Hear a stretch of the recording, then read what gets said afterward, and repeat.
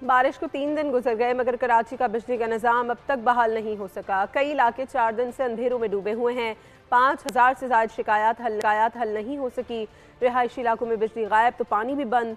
Water corporation के pumping station भी breakdown की नज़र। अब भी 50 से ज़ायद फीडर्स बंद पड़े हैं।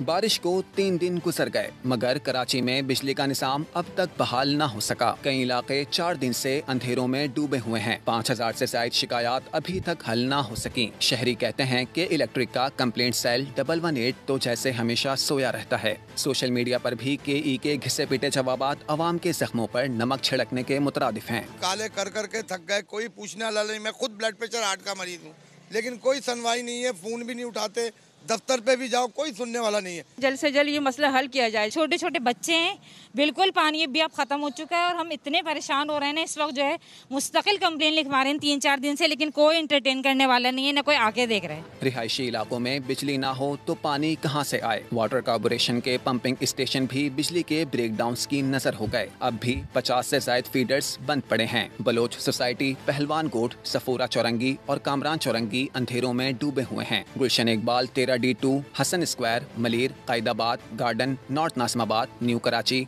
और लियारी के मकीन भी 4 दिन से बिजली के इंतजार में हैं। सब्सक्राइब करें और बेल दबाएं ताकि कोई खबर रह न जाए।